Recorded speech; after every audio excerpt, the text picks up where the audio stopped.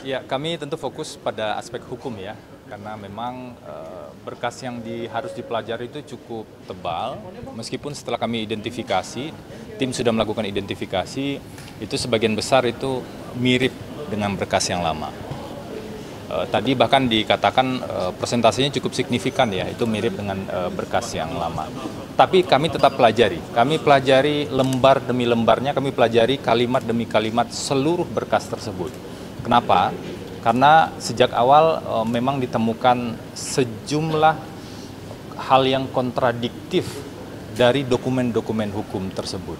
Nah, karena ini akan diuji di proses persidangan, maka kami bedah satu persatu. Karena itulah kami bergabung menjadi tim hukum ini yang akan fokus secara profesional pada aspek hukumnya. Begitu mungkin.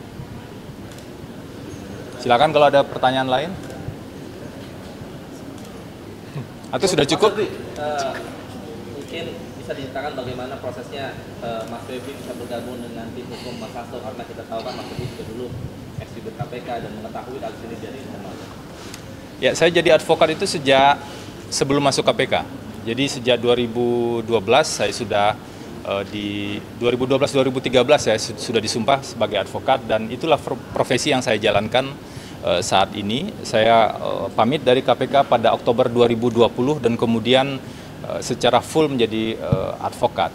Tadi Bang Todung sebenarnya menyampaikan beberapa hal terkait dengan mungkin banyak pertanyaan ya dari teman-teman, kenapa kemudian katakanlah Bang Todung adalah tokoh anti korupsi kemudian menangani kasus korupsi, karena melihat begitu banyak persoalan dari aspek hukum dalam proses penanganan perkara ini dan juga dari substansinya.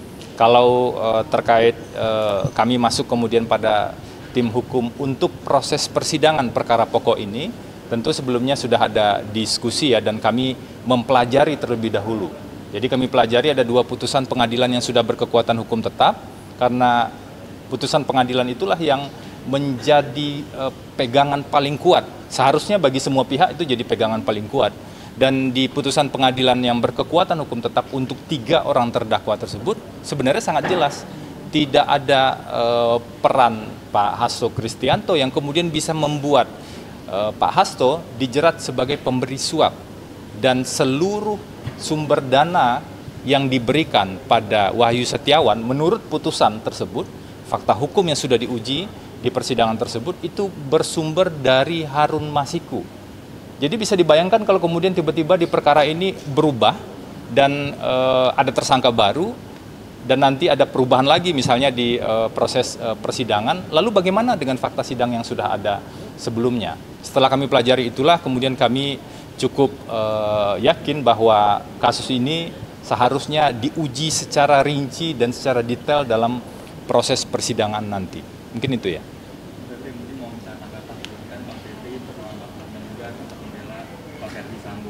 Lalu itu juga melawan juga Bang Roni yang sebagai kuasa hukum dari mungkin model apa sih yang pada saat ini bisa buat memenangkan buat Pak Hasto itu tidak terbukti bersalah.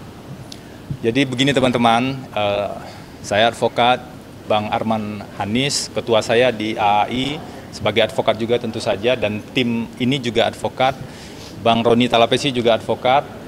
Mungkin ini juga bisa jadi proses pembelajaran bersama kita bahwa advokat itu bekerja secara profesional, dan ada satu prinsip dasar dalam dunia advokat itu, advokat tidak bisa diidentikan dengan klien. Bahwa ada perbedaan pendapat saat menangani kasus yang lain, kami tetap profesional untuk melihat fakta-fakta hukum yang ada. Dan sekarang kami bersama Bang Roni Talapesi dalam satu tim hukum, tentu saja kami akan fokus pada aspek hukumnya secara profesional. Jadi ini pembelajaran juga bagi kita semua, bagi teman-teman kami juga di kalangan advokat, bahwa advokat tidak bisa diidentikan dengan klien. Itu tertulis jelas ya di Kode Etik Advokat, di Undang-Undang Advokat juga ada jaminan tersebut, dan juga advokat menjalankan fungsinya tugasnya secara profesional, seperti itu.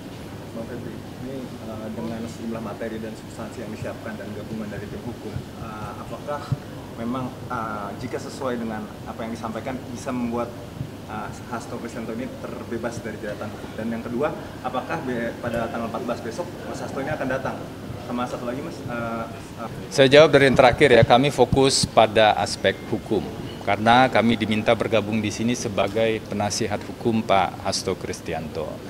Yang kedua, terkait dengan datang atau tidak datang, sudah pasti itu tergantung KPK ya. Karena penahanan kan sekarang dalam proses persidangan ini pada penahanan dilakukan oleh hakim dan dititipkan pada rutan KPK. Tentu yang akan membawa adalah teman-teman JPU nantinya dalam proses persidangan.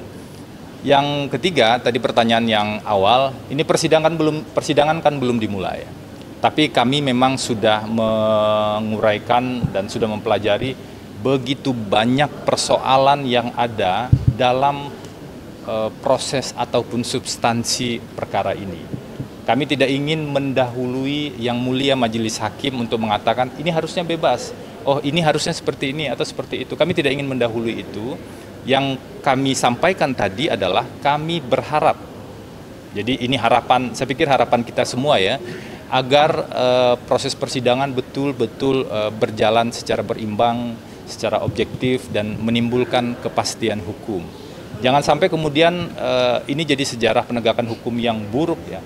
Ada putusan pengadilan yang sudah berkekuatan hukum tetap dan di sana sudah jelas fakta-fakta hukumnya, tapi kemudian dirombak dan menjadi berbeda entah dengan cara apa melalui proses hukum yang juga menurut dugaan kami penuh dengan pelanggaran-pelanggaran aspek formil seperti itu. Mungkin Dalvan ingin menambahkan?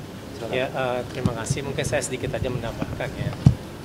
Yang harus dipahami pada saat ini adalah yang diadili itu adalah perbuatan. Ya. Perbuatan itu didasari dari fakta-fakta, bukan berdasarkan asumsi-asumsi, apalagi kalau misalnya itu dikreasikan. Nah, fakta-fakta itulah yang dibangun menjadi suatu bangunan, dan dari situ nanti hakim akan memutuskan apakah fakta-fakta tersebut itu memang memverifikasi atau membuktikan seseorang terdakwa itu melakukan perbuatannya. Saya contoh pada saat ini, kan didalilkan adanya suap, kan gitu ya. Dan kemudian kedua itu adalah OJ atau obstruction of justice. Terkait dengan